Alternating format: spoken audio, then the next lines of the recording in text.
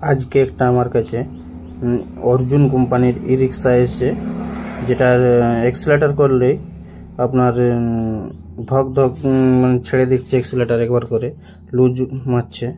তো কি প্রবলেম হয়েছে এসো দেখি আমরা গাড়িটার।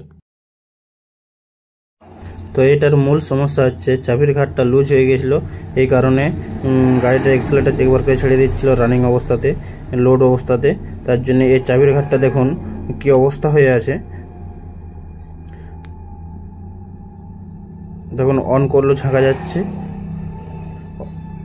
ঠিক আছে, রানিং অবস্থা অন অবস্থা ঝাঁকা যাচ্ছে, এবং ভিতরে এর যে ঘাটগুলো থাকে ছোট ছোট, ঘাটগুলো খাইয়ে দিয়েছে। খেয়ে দেওয়ার ফলে যখনই রানিং থাকতো, লোড থাকতো, লুজ কানেকশন মারতো, এই কারণে গাড়িটা ঝটকা মারতো একবার করে।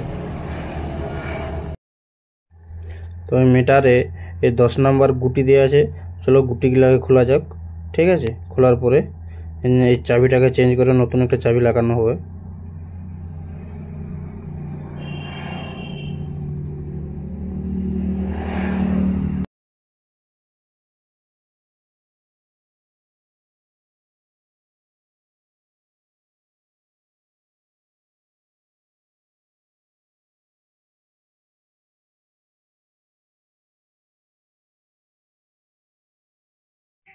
দেখো আমরা মিটারটাকে খুলে নিয়েছি ওই স্ক্রুড্রাইভারের সাহায্যে। যে মিটার চাবির ঘাটের ভিতরে একটা ছোট্ট স্ক্রু থাকে, স্ক্রুটাকে আমরা কীভাবে খুলে নিচ্ছি।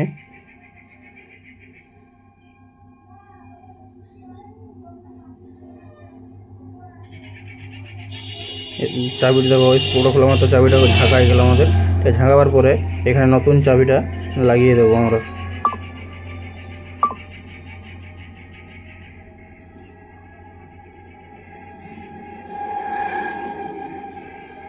এই যে নতুন চাবি, কেপি এর চাবি দেওয়া হচ্ছে, ভালো কোম্পানির চাবি, চাবিটা লাস্টিং অনেক দিন করে। কেপি এর চাবিটা ওইখানে যেভাবে লাগানো ছিল ওইভাবে ফিটিং করে দিচ্ছি। ঠিক আছে,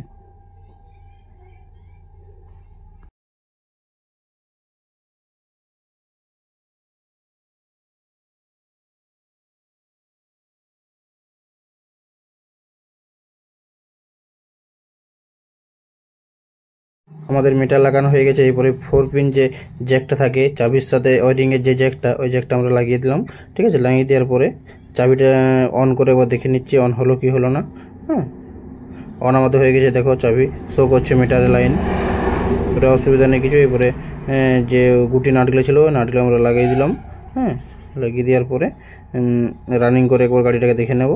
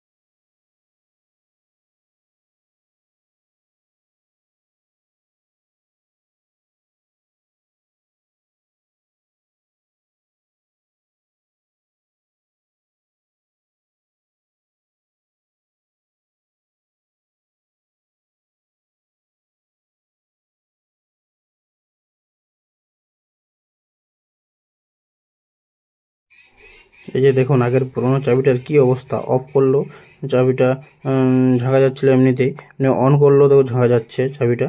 হ্যাঁ, এই কারণে নতুন চাবি লাগিয়ে দিলাম, গাড়ি রেডি।